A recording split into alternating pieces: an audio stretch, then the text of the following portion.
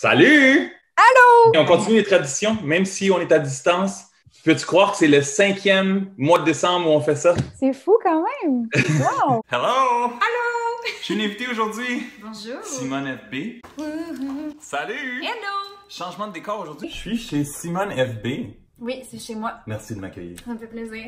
Ici Martin Enrhumé avec Simone. Simone a un peu enrhumé, mais moins pire que Martin. Aujourd'hui, on commence par les séries télé. Ouais. Ils nous ont marqué cette année, puis ça a été très difficile de faire un top 5 parce qu'on aurait pu faire un top 10, un top 15. On a été gâtés. Fait qu'on va présenter notre top 5, puis à la fin, on va donner un autre 5 en bonus. Puis ce qu'on a hâte de voir dans les prochains mois, parce qu'il y a encore plein de bonnes séries qui s'en viennent. Numéro 5. OK, parfait. C'est une série québécoise. C'est la série C'est comme ça que je t'aime. C'est une des premières séries, en tout cas, que j'ai écoutées comme en confinement, parce que les gens en parlaient, mais je ne l'avais pas encore écoutée. Puis on est tombé en confinement, puis on avait beaucoup de temps. Je l'ai écoutée. Puis j'ai vraiment, vraiment beaucoup aimé ça. Une série, c'est drôle, mais c'est aussi... en bon québécois, les personnages sont un peu niaiseux, mais en même temps, ils sont un peu badass. Puis c'est vraiment, ça se passe à Sainte-Foy, à Québec. Puis moi, mes parents viennent de Sainte-Foy, fait que j'aimais ça un peu voir. On dirait que j'imaginais que c'est leur enfance, pas leur enfance, mais leur jeunesse.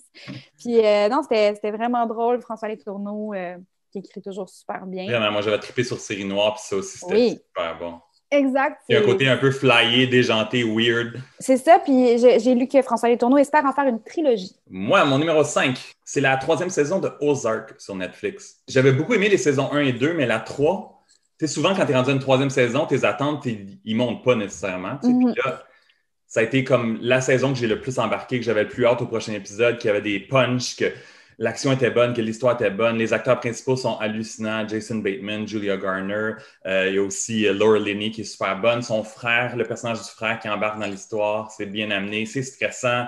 La fin de la saison, t'es comme « Oh my God, je veux la suite! » Puis là, ils ont annoncé qu'il y avait une 4e puis dernière saison qui allait être splittée en 2. On va voir en 2 parties. OK. Hey, moi, j'ai jamais... À chaque année, je pense que tu parles de Ozark, puis j'ai toujours pas vu. Cool! Numéro 4. On a écouté beaucoup de séries en 2020, je pense, tout le monde, puis j'ai eu quand même de la difficulté à les placer en ordre parce qu'il y en a tellement que j'ai aimé. Mais en tout cas, mon numéro 4 aurait sûrement pu être mon numéro 1, mais c'est The Queen's Gambit. C'est basé sur un livre. Moi, pendant un bout, j'étais comme, est-ce que c'est une histoire vraie? Quand j'ai réalisé... Oui! On dirait que j'étais un peu déçue quand je réalisais que c'était fictif, mais finalement, ça change rien. C'est juste une histoire originale, puis un personnage super intéressant. Tu sais, les costumes, les maquillages, les décors, tout est tellement beau, bien fait. Le personnage principal qui est joué par Anya Taylor-Joy, cette actrice-là est tellement bonne. Puis là-dedans, elle est devenue le personnage, c'est fou, là. Elle l'incarne tellement bien. Grosse surprise de 2020. J'en aurais pris plus. J'ai adoré, moi aussi, on risque d'en s'en parler. Parfait. Moi, mon numéro 4, ben là, c'est à mon tour de parler d'une série québécoise, c'est Fragile, de l'auteur Serge Boucher qui avait écrit Olivier, Feu, qui est vraiment tout un auteur qui écrit tout le temps des séries avec un titre à un mot, qui dure 10 épisodes, qui n'a pas d'autres saisons, puis il y a tout le temps des intrigues, des secrets, il y a tout le temps des choses louches qui se passent. Puis là, c'est avec Pierre-Luc Funk puis Marc-André Grondin qui ont une amitié un peu inattendue, puis ça commence par la fin, puis on veut savoir ce qui se passe, puis on recule pour comprendre ce qui s'est passé, puis... c'est tellement bien joué, c'est tellement bien écrit. Mais en même temps, j'ai découvert beaucoup de nouvelles séries québécoises pendant le début du confinement. J'aurais pu mettre C'est comme ça que je t'aime ou même Mon fils en 4e position. Ces trois-là, j'ai eu des gros coups de cœur. Il y a beaucoup de bon contenu ici aussi. Ben oui, tout à fait. On a tendance à aller juste sur Netflix, mais quand on se promène sur d'autres plateformes, on découvre plein de nouvelles choses. Puis oui, non, il y a... Je suis abonné à tellement de plateformes. Je suis abonné à toutes les plateformes. Tout autant qu'elles sont. Je m'étais toujours dit, là, ça va faire, Netflix, c'est assez. Puis là, j'en ai comme 5. Oui, même chose. Je vais jamais manquer de contenu, là. Quand on se promène, je suis même sur CBC que j'aime. Mon numéro 3, c'est une série très troublante, mais que j'ai adorée. C'est la série I May Destroy You. Oui. Sur HBO. C'est écrit et joué par Michaela Cole, qui est une jeune femme britannique. I May Destroy You, ça suit une écrivaine qui est comme up and coming, là, qui est au début de sa carrière, commence à vraiment avoir du succès puis tout ça, puis elle se fait agresser sexuellement une soirée dans un bar. Puis après ça, c'est comme, elle essaie de dealer avec son trauma, mais elle essaye aussi d'écrire un livre. Puis ça, dans le fond, c'est inspiré de son expérience personnelle. Quand elle était en train d'écrire Chewing Gum, ça lui est arrivé pour vrai. Puis c'est ça, elle a puisé dans son expérience personnelle. Puis c'est vraiment, c'est un peu dur à écouter parce que c'est un sujet C'est un sujet très lourd, mais c'est tellement fait avec respect et imagination. Puis elle joue tellement bien. J'ai adoré. Moi, le seul bémol, mais ça aurait pu être dans mon top 5, j'ai trouvé ça hallucinant, la musique, tout, la réalisation. J'aurais peut-être coupé un genre de 2 épisodes. J'ai l'impression que ça aurait pu être plus punché. Il y a eu un moment donné, là, quand c'était commencé à être un peu lousse, puis là, il y avait un peu moins d'intrigue. Ouais, je suis d'accord. Mais c'était super, super bon. La fille est hallucinante, elle mérite des prix. Vraiment. Toi, ton numéro 3? C'est la 4e saison de The Crown. Mm-hmm. Que pour vrai, je pensais jamais mettre dans mon top 5 l'année dernière parce que la saison 3, là, c'était la je moins l'ai bonne. écoutée avec peine et misère. J'ai failli abandonner à peu près 4 fois durant la saison. Je pensais jamais de retrouver l'essence puis le fun que j'avais à regarder The Crown. Puis finalement, la 4e saison, là, c'est écœurant. C'est plus rythmé, c'est beaucoup plus dynamique. Les nouveaux personnages, Margaret Thatcher, Lady Di, avec le trio d'actrices principales, le gars qui joue le prince Charles. Ah, c'est fou. On s'entend les costumes, les décors, ça peut pas être mieux. C'est comme... C'est fou, c'est ça. Je pense que c'était peut-être la première saison où on avait comme un héros et un vilain, tu sais. On prend pour Princesse Diana. On s'attache plus aux personnages. C'est un on peu haït Prince Charles. Dans les années 80, il y a de la musique cool. Ton numéro 2? Mon numéro 2, j'ai capoté. Puis c'était un des trucs que j'avais le plus hâte de voir cette année. C'est une série documentaire. Désolée. Alors, c'est All Be Gone in the Dark. Je veux le voir, c'est sur ma liste. Moi, vraiment, allô, je m'appelle Simone, je suis vraiment fan de True Crime. Quand j'ai vu ça, je me suis dit, c'est sûr que t'écoutes ça, toi. C'est sûr et certain. C'est bien sûr une histoire vraie, c'est un documentaire, mais se base un peu sur la formule du livre et sur l'histoire du livre, parce que dans le fond, Michelle McNamara, qui était une journaliste de True Crime, qui avait un blog de True Crime, et à un moment donné, elle s'est penchée sur une histoire qui était comme méconnue. Et elle se demandait pourquoi les gens ne connaissent pas ça. C'est l'histoire c'est elle qui a donné le nom au tueur. C'est le Golden State Killer, qui avait été aussi connu comme le Original Night Stalker puis le East Area Rapist. Il y a eu tellement de noms parce qu'il a commis tellement de crimes. C'est dans les années 70-80 en Californie, cet homme-là, il rentrait chez les gens. Au début, il faisait juste voler des trucs. Éventuellement, il a passé aux agressions sexuelles. Éventuellement, il a passé au meurtre. Il a terrorisé la Californie pendant 10 ans. C'est une histoire incroyable et le documentaire est tellement bien fait, là.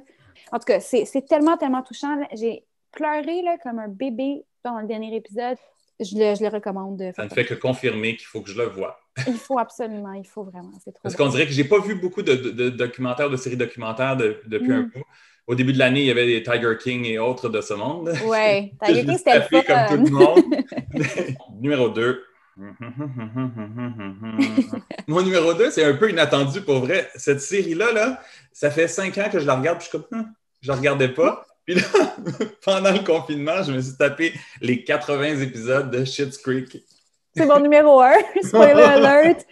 Oh, pour vrai? Oh, Dieu, je me disais tout le temps, ça a l'air cute, c'est canadien, des acteurs qu'on aime, les personnages principaux sont cool. Finalement, j'ai commencé à regarder ça. Ma femme a commencé avant moi, elle était comme, écoute, ça, c'est vraiment bon, elle riait tout seul. Ils sont super, super attachants, ils sont un peu fous et flyés, certains même très flyés. Oui. C'est tellement bien écrit. C'est drôle, tu ris souvent à haute voix. Pour vrai, là, c'est un des meilleurs sitcoms des dernières années et même probablement dans mon top 5 de sitcoms de ma vie. Ah, je peux pas être plus d'accord. Même affaire, je voyais ça passer depuis tellement longtemps puis j'étais comme, je sais pas. J'ai commencé ça avec mon copain vraiment récemment. On l'a fini en 2 semaines, je pense. C'est tellement bon puis c'est tellement touchant puis c'est vraiment rafraîchissant de voir une série où il y a des personnages LGBT puis c'est pas un big deal, c'est juste ça, c'est pas un issue. Tu sais, on sait... Ils normalisent tout ça, puis... Exactement, parce qu'on sait qu'il y a des gens de la communauté LGBT qui ont une vie vraiment difficile. On le sait, ça. Maintenant, est-ce qu'on peut voir des histoires de succès? Mais il y a eu des super beaux moments, puis ça a marqué tout le monde, y compris la communauté LGBT, mais comme quand le gars, il chante sa chanson dans le magasin. Simply the best! Oh mon Dieu! C'est vraiment... Puis je trouve que le virement le plus touchant, il est arrivé plus vers le milieu de la série. Je trouve qu'ils ont tellement pris leur temps pour montrer l'évolution des personnages. Tu sais, c'est des mauvaises personnes au début, là. La première saison, je connais beaucoup de gens qui ont décroché parce qu'ils sont comme, voyons, je les haïs toutes. Mais il faut lui donner une autre chance. Il faut la 2e saison, mais vraiment à la 3e saison, quand Patrick arrive, je pense que là, ça prend une autre tournure. C'est du génie de jeu comique, pour vrai. C'est l'heure de mon numéro 1, mais mon numéro 1, on en a déjà parlé aussi, c'est The Queen's Gambit. Queen's Gambit. Oui. Il y en a beaucoup qui auraient pu changer de position, évidemment, mais ça, je m'attendais tellement à rien. Oui. Ça aussi, là, tu regardes ça et tu te dis... Je l'ai vu pendant quelques semaines, je voyais le Queen's Gambit sur mon profil, puis je voyais des nouvelles là-dessus. Puis là, tranquillement, le bouche à oreille qui devenait de plus en plus fort. J'étais comme, ouais, le monde des échecs.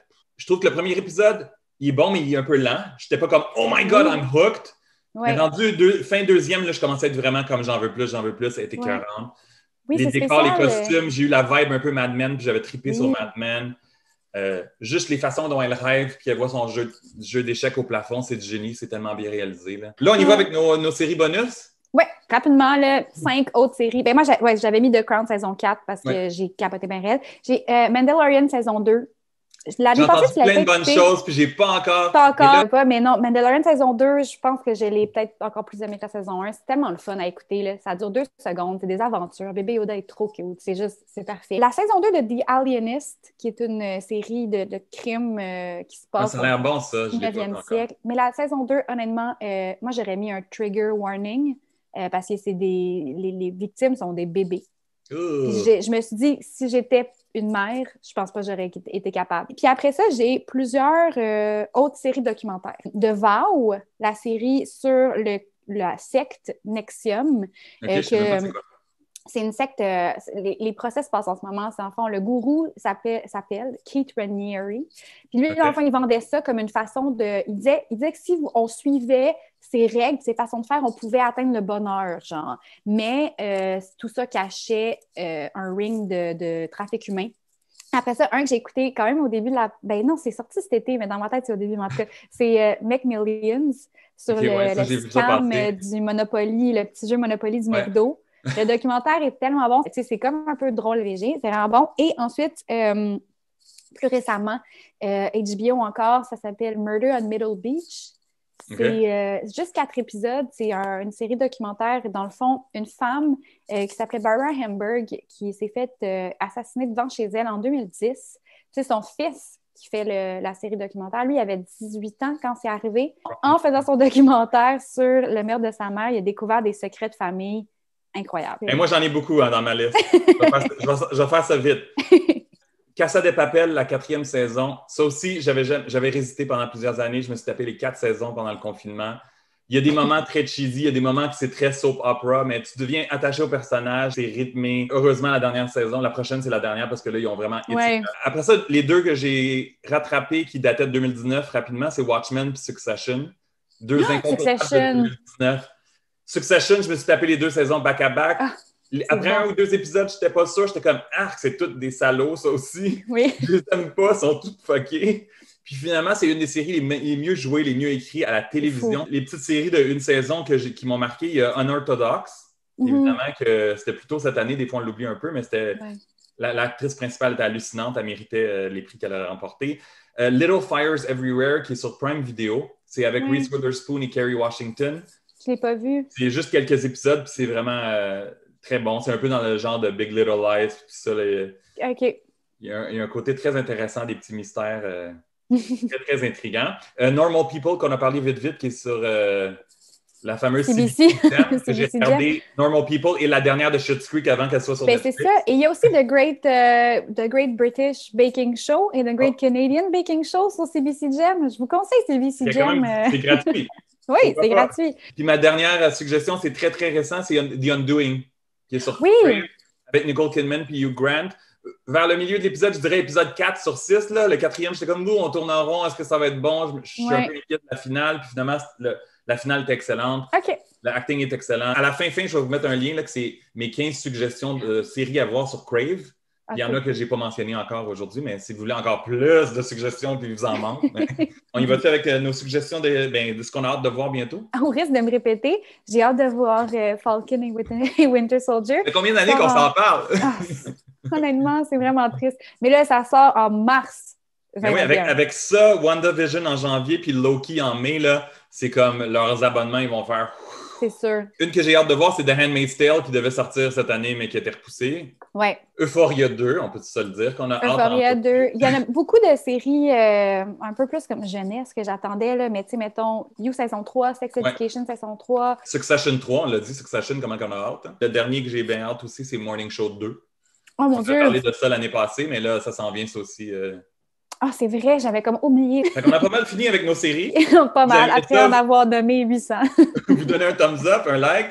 Vous commentez en nous disant quelle série vous avez trippé cette année, laquelle que vous avez hâte de voir. Vous pouvez suivre Simone sur son compte Instagram. Bloup, bloup. Dans quelques jours, on se retrouve avec notre top 5 de films. On se retrouve très bientôt. Yes! Ciao!